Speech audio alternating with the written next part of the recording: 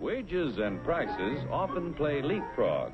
One jumps up, then the other, which means a steady rise in our cost of living.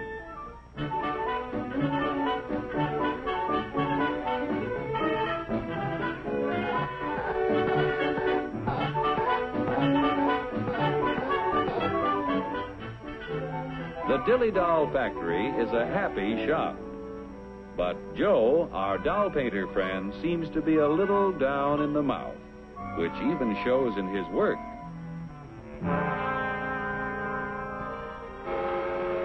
Joe is pretty discouraged because the high cost of living makes it harder and harder to make ends meet. Hiya, Joe, old boy. Hello. Better look in that envelope. Wow, a raise! And just in time to buy the kid a birthday present. What'll I get? Let's see. A dress? Bicycle? Roller skates? Shoes?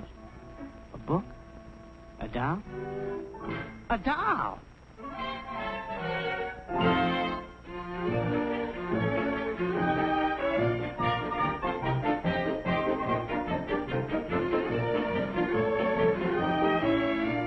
What's the price, miss?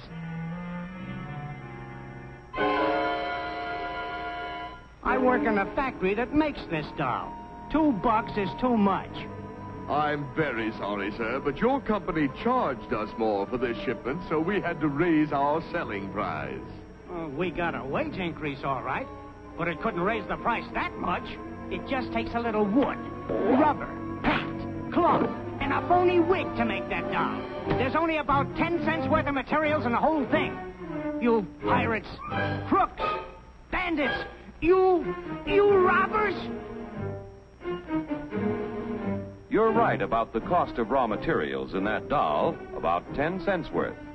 Raw materials in practically everything we buy are worth little until labor transforms them into finished products. For example, how much do you think the raw materials cost in that car? Oh, about $300. You've got a surprise coming. It takes 4.5 tons of coal, 2 3/4 tons of iron ore, 50 pounds of cotton, 14 pounds of cured and finished wool, aluminum, zinc, lead, copper, and countless other raw materials to make an automobile.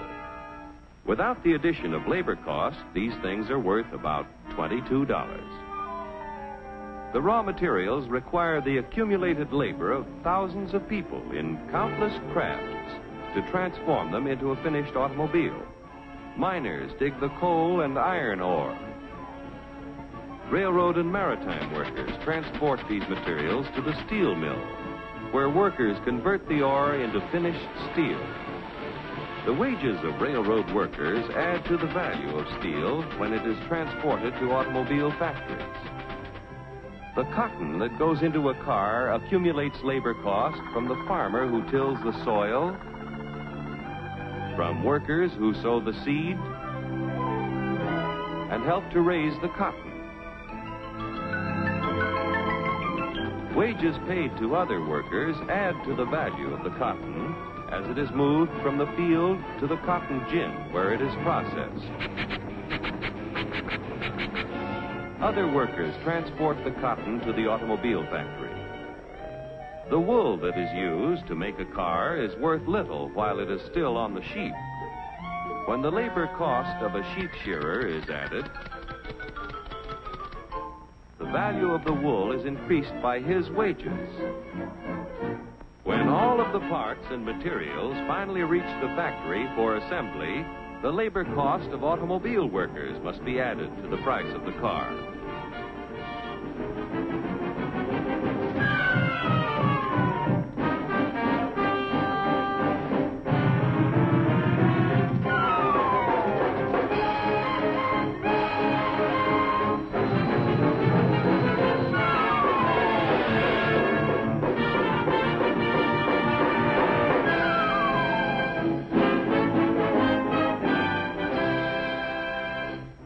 the $1,500 automobile, direct and indirect labor costs add up to approximately $1,200, or over 80% of the selling price.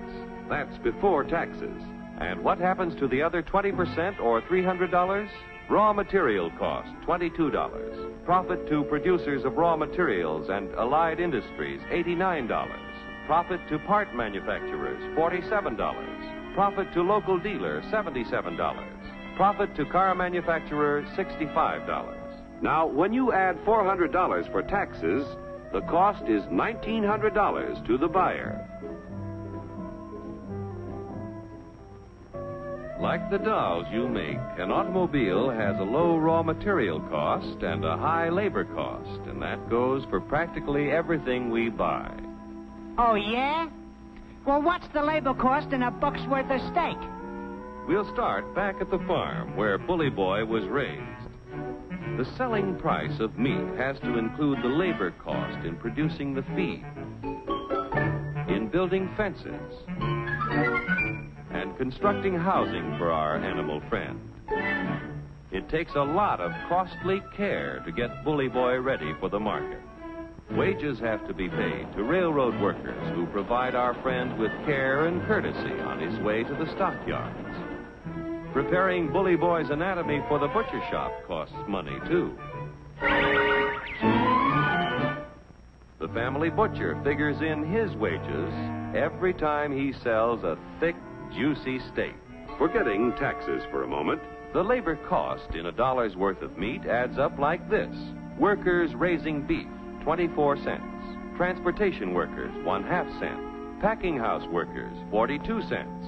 Meat delivery drivers, 1/2 cent. Butcher shop workers, 18 cents.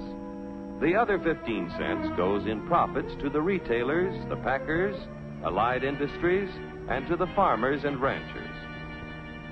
Most of the things we buy accumulate direct and indirect labor costs that add up to 85% of the selling price before taxes are added. Generally speaking, a wage raise means a corresponding rise in prices, unless productivity is increased proportionately. What do you want, a guy with 4 arms? 4 arms?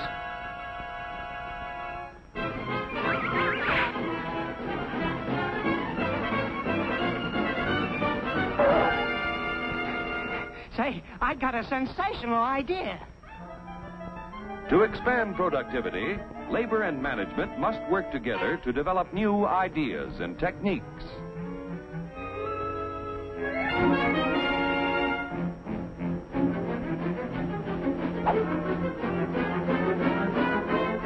To expand productivity, capital must finance the creation of more efficient tools and plants.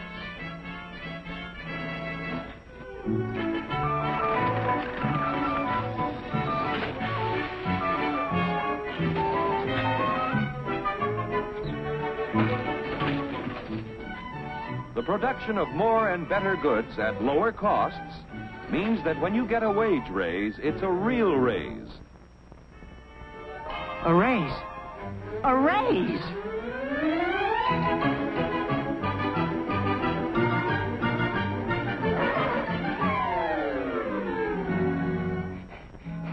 I want to buy a doll. How much? Now you've got a real wage raise, because you can buy more with what you earn. With increased productivity, wages can keep ahead of prices.